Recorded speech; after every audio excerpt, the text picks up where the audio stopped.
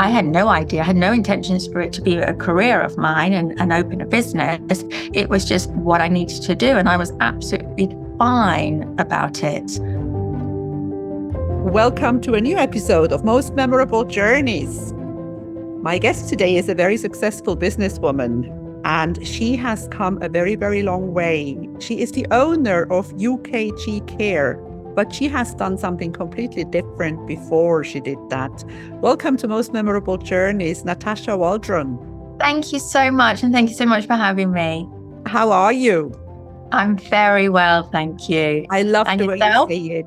You and I have actually shared a room in Albania. I think this is worth mentioning, talking about most memorable journeys. And do you realize that that was already 5 years ago? I can't believe how long ago that was. Amazing, isn't it? Gosh, time has flown. Did you ever go back to Albania since then? No, I haven't. But if I do, I definitely want to take you with me. Tell me, Natasha, you started off as a ballerina and as a very, very young ballerina. How old were you when you started? So mum took me to my first ballet school when I was age 3. And I loved it. And I used to do lots of festivals, and I was very good at it, and I enjoyed it. And I think that was the one thing that took me on my journey. It was how much I enjoyed it. But at the age of 11, there was over 2,000 of us that auditioned for the Royal Ballet Lower School, and only 20 was accepted, and I was one of the 20. So I was very privileged to be able to attend White Lodge Royal Ballet School. So professionally at the age of 11. Amazing. So out of those 2,000, you were one of the 20 out of the 2,000 who were chosen. Yes, and it was like very young when you started. Did you stay at home? Did you live at home, or were you out of your home then? So it was a boarding school in Richmond Park. So it's the first time leaving home. Obviously mum was very much of, oh, you're not going to go, are you? And I was like, yeah, this sounds so exciting. So yes, it was very different life boarding in Richmond Park. So yeah, it was definitely a good starter of my life. Yeah. It's a lot of discipline, though, isn't it? I think that probably helps you in what you do for the rest of your life, because being a ballerina is a lot of very hard work. Yeah, absolutely. And the discipline, really, they started us off at the age of 11. Everything was very punctual, everything we had to do. It was a good schooling for later on in my journey. And I think without that discipline, I could be all over the place. But that's what I appreciate very much. That's what I've taken from, and it's helped in business. Mm-hmm. Did you travel with the Royal Ballet? We did. So we traveled around the UK, first of all, and then I had the privilege to go to Japan with them. So that was exciting. So that was back in 1991. We toured to Japan. Yeah. And came back with lots of electronics back then. That must have been an amazing experience. I mean, you were young when you did that. Had you traveled much with your parents as a child? To Spain. So we did a lot of that on holiday. But Japan was something that, I couldn't believe it. And to be with the Royal Ballet Company as well, performing La Bayadere, we performed. That's the one that sticks in my head more than anything else. Well, that's amazing. I mean, that's something that you probably will remember for the rest of your life and can probably feel it when you think about it. Yeah, absolutely. I mean, I've I had the opportunity to travel all over the world. But yeah, the first place in my ballet career was Japan. So it kind of put it on a kind of a high level for me to say, okay, well, if this is what I can do, there is so much more I can do. What would be a place for a ballerina? Like, is there a dream that every ballerina has where she would like to dance? Is there some place, if you've been there, you've made it? So I would say Russia is one of those places. And I had the opportunity to perform with in the Mariinsky Theatre, where ballet actually started. So for us to go in there and perform and to kind of feel the energy and the atmosphere and to be, backstage and it felt like nothing really had changed. But it was amazing. And everybody had to work really hard because they didn't have all the modern technology. It was still very much back in the days of maybe when they started. So it was a lot of hard work, not just for us, but for also the technicians. And the stage is very much raked. So it's not a flat stage. It's very much it goes down. And so for us, when we're performing and we have to change the way we work with our own bodies and where our balance is and so yeah, it was very, very different, exciting, but a lot of hard work as well. Yeah, and talking about hard work, did you ever, during the time that you were dancing, did you ever think, I can't do this anymore? I am done. I'm exhausted, or did you give up, or how did you end your career? I had made a pact with myself because I had seen so many people leave the ballet world, whether it was because of an injury or because of age. But a lot of people left the ballet world because I think feeling very unhappy, very bitter. And for them, when I saw them like outside and what they were doing, they weren't happy. And it was like, oh, I don't want that. I want to be able to leave the ballet world, my career, being on a high, loving it still. And that was the agreement that I had made with myself. If at one point I was being very negative and my mindset wasn't there and it was really tough and hard, was okay, before I got too deep in that feeling, it was okay, Natasha, it's time to leave now. And it got to that point when I was in my mid-30s that I had my one and only bad injury that I found it very, very hard to come back. And it took a lot of mental energy as well as physical energy to kind of get my body going. And I realized that I was in pain and I was hurting too much. My body was hurting and mentally I wasn't there. So it was like, okay, this is the time now. I'm aware. This is the time that it's time for me to hang my shoes up.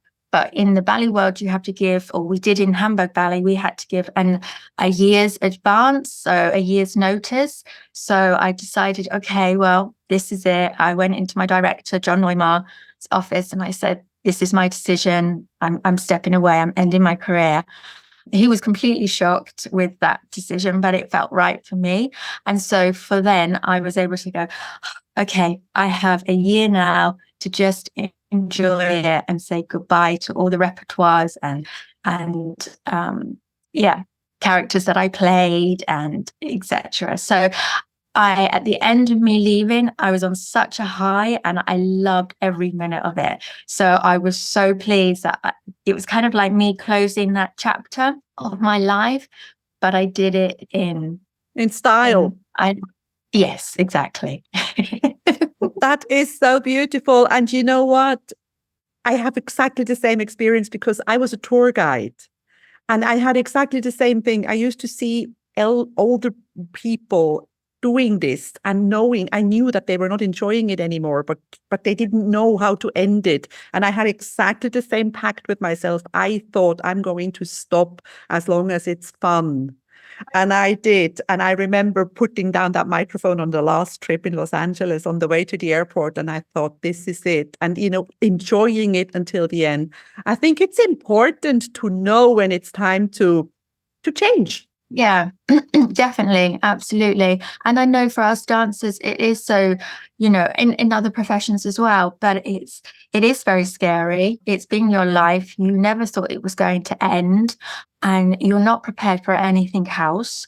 And you're in a bubble, and you're then stepping out of this bubble, and it's like stepping outside into the outside world, and you don't know anything. So we kind of cling on to what we do know, and we cling on to probably for too long, because we just don't want to make that step. So I was very aware of that.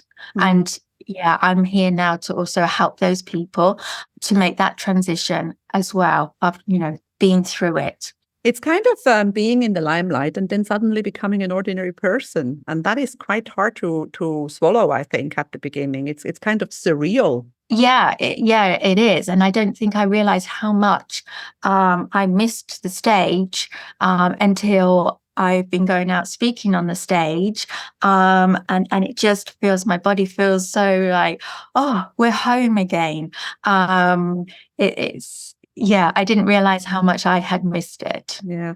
So here we are. That's the perfect transition to what I want to talk to you about, because I met you when you were not a ballerina, but I met you when you were talking on the stage. I met you because of Global Woman, the Global Woman Club. Thank you, Mirella, for getting us together. I always have this little shout out to Mirella because there's quite a few people on my podcast that I met because of the Global Woman Club. You were talking in Albania when I was doing my director's training. You were a guest and you were talking about your business, because in the meantime, you had started a very successful company. What company did you start and how? It's kind of an interesting story, I think. Obviously, when I left the ballet world, I had no idea what I wanted to do. And with no education and nothing to kind of back me up, I was kind of wandering slightly. And with that, I needed to get some extra money. So I started cleaning for people and started cleaning for my friends. And with that, I had referrals. And with those referrals, gave me more work. And I then started to employ my partner. And we started doing that together. And then within a year or so later, I had 50 staff members. Something that I wasn't it was just kind of to help me get through a stage in my life to work out what I wanted to do, but I needed extra money. Turned out to be a full-blown business. So it was a real learning curve of entrepreneurship, of business, of, payroll, of marketing, everything. And it was a bit of a whirlwind as such. But we became a very successful company. And it led on then to me opening a care company, UKG Care, and later then a training program or training company. And so, it's kind of rolled on, should I say. And I can't wait to know what else I'm going to create. I think there is something in the pipeline, but we'll talk about it later. But I want to come back to that moment when you were a ballerina on world stages in Japan, in Russia, in Hamburg, I don't know where else. And then South America, the world, China. Yes. And then, Natasha, you were a cleaner. You were cleaning people's houses. How did you feel? I was actually fine about it. I had, it was something that I needed to do. Who had a hard time about it was my friends, because they were like, well, we can't, you can't come in and we can't employ you to clean, or we can't have you in to clean. You're a ballerina. They were the ones that had more of an issue than I did, because I'd already put the ballet career to bed. It was done. and it was me trying to figure out where I was going and what I was going to do.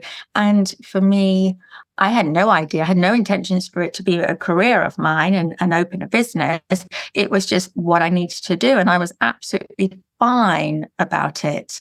I think that's a sign of very great character. And I also think that we should never feel that we are too good for something, because sometimes when it's necessary to do certain things, you just go ahead and do them. And you never know what it leads to. And in your case, it led to a very successful business. It did. And I was, I no longer have the business anymore. But I was very proud of the business, and I was very proud of what we had achieved and what I had achieved, not knowing anything at all. And the staff were all amazing. And yeah, it was a real learning curve, but a very enjoyable one. If you're saying that you don't have the business anymore, did you sell the business? I actually gave my business away to my staff. Oh, wow. I did not know that I didn't know that. Tell me more. So it got to a point where I had moved on, and it wasn't exciting for me. And I felt like that I was moving on doing other things. And so I could see that there were, we were bringing in managers, but it wasn't, I don't know, the passion behind it wasn't there anymore. So I decided, okay, well, what am I going to do? I can either sell it or just let it fizzle out, or what. And I knew I wasn't doing any good for it, and I knew my staff was suffering. And so in the end, I was like, well, what am I going to do? And I thought, will I find the right person if I sold it? Maybe everybody will leave. What will be left of it? And so in the end, one morning I woke up and I was like, well, my staff are so amazing. What can I do? I was like, I want to be out of it as quickly as possible. So I spoke to my staff, and yeah, I decided, okay, I would chop it up in little pieces, and they would have their clients, and nothing would change too much for them. We helped them with making sure that they got the right insurances, that everything with HMRC was they were legit, and it was all above board. And I spoke to the clients and I said, this is what I'm going to do. So you're going to have the same person that comes and cleans your office, your home, or whatever. It's going to be the same regular person. It's just now that you're going to be paying them. Will you be okay with this? And they were like, oh my God, absolutely. So within 2 weeks, I was no longer working with UKG cleaning, did not exist, and my girls and my staff was so happy. And it's so nice because still some of them they still have their clients, they still have the companies that they are cleaning, and it's just great. And they're self-employed. And you did it the Natasha Waldron way, didn't you? Typical. Amazing. No, I did not know that. That is news to me. So tell me, what is in the pipeline? I have seen recently, because I know from the times when we used to go to conferences, you were on stage, you were a very good speaker, but you didn't think it yourself. What changed? Because I can see now that you are putting yourself a little bit out there. What changed? I turned 50. Is that it? Happy birthday. I turned 50. I did also have a bit of a scare last year. And you know what? I just thought there's so many dreams that I've had that I haven't delved into. And I thought, you know what? It's time. What am I fearful of? Why am I so scared to do things when I have accomplished so much? And I'm so proud of what I've accomplished, but I could actually probably accomplish a lot more. And so after looking after everybody else, I feel like now I want to kind of jump in and enjoy life and enjoy and experience the dreams that I once had. Yeah. So and you want to share your story in a way that you want to motivate other people. Oh, absolutely. I think everything that I do is to inspire people and to help people along. Sometimes I think we all forget that we need the help ourselves first. But and so that if so I'm at this point where I enjoy what I'm doing. I love and like the way I feel.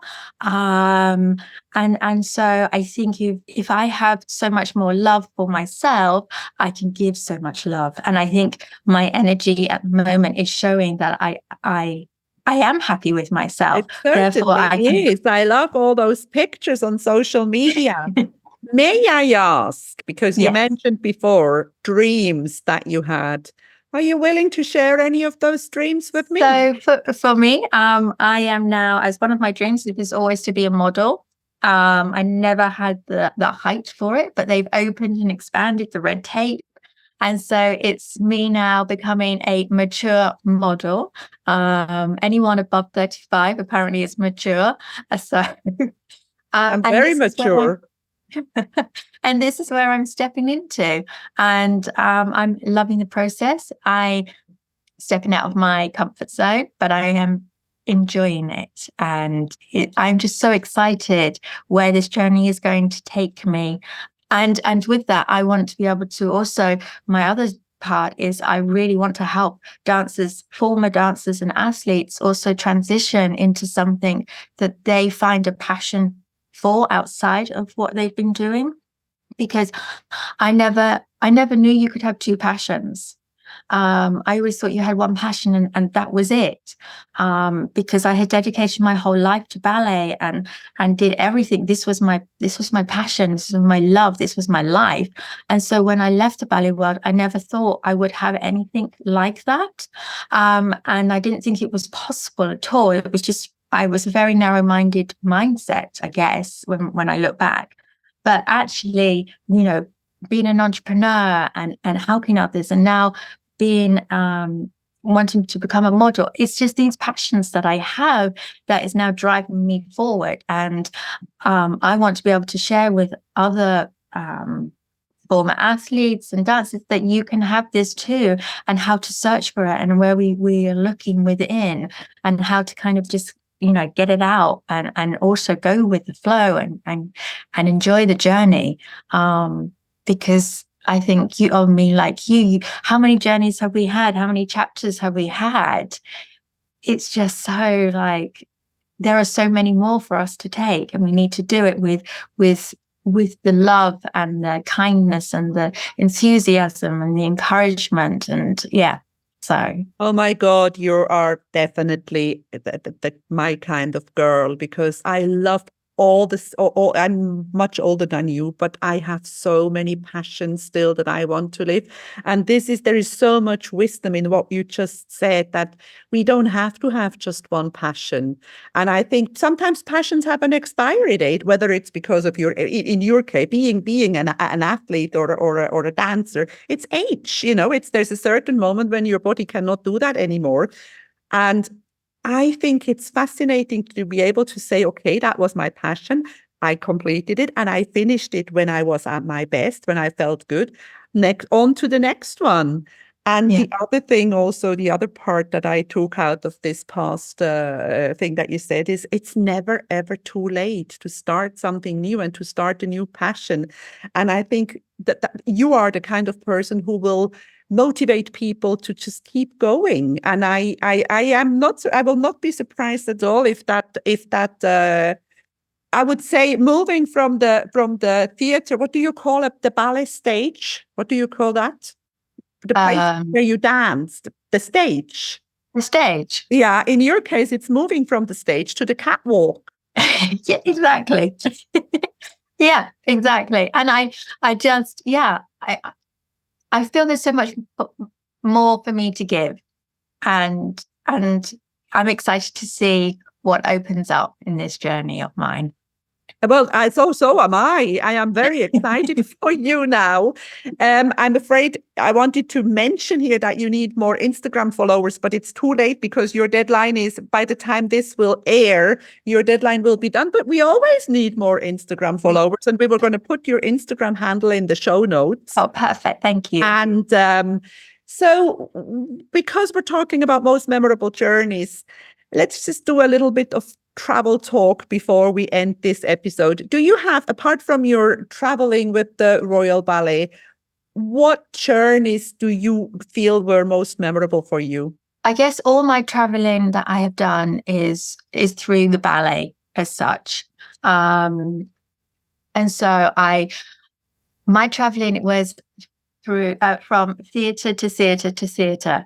So from like being at the Paris Opera, I think mine is more the backstage. So whenever we traveled, the backstage was like my home as such. So it is a different kind of, even though, you know, we went to these amazing countries, we didn't unfortunately be able to see so much because we were backstage. And like for when we went to Paris, we did Swan Lake for 3 weeks every single day. So we lived basically in the theatre. What was so lovely in the south of France is, and in Greece, we were in the open theatres. So performing where you can actually be outside in the amphitheatre is just a different vibe, and the scenery that you get and the backstage of what it's like, it's just outside, and it's just, that was just so perfect in a way, because you were in nature and you were still doing something that you absolutely loved, surrounded by these amazing and entwining in these amazing buildings, and being part of it and part of the past and history. To then to being in the theatre in Sao Paulo, where actually whatever you did, you had security with you because it was so unsafe, and all these experiences, just going to the theatre in these different countries, just brought up so many different energies and experiences, that something so simple can be so different in every place that you go to. Are there places that you sometimes think back to where you were just living in the theatre and you feel that you would like to go back to this place and see it from outside the stage, from outside the theatre? Is there anything special in your life? Yeah, definitely. So I can't remember. There's a beautiful place in Italy that I keep meaning to want to go back to. It was just so divine. But I have this image, and I don't think, if I did go back, I don't know if it would meet my expectations of how I remembered it, should I say.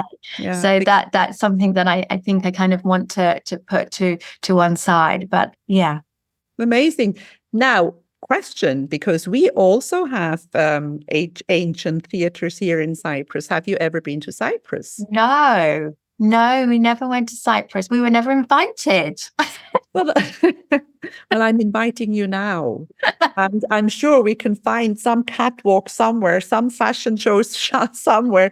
The only thing is, don't become too famous yet, because we may not be able to afford you by the time that we are ready to invite you.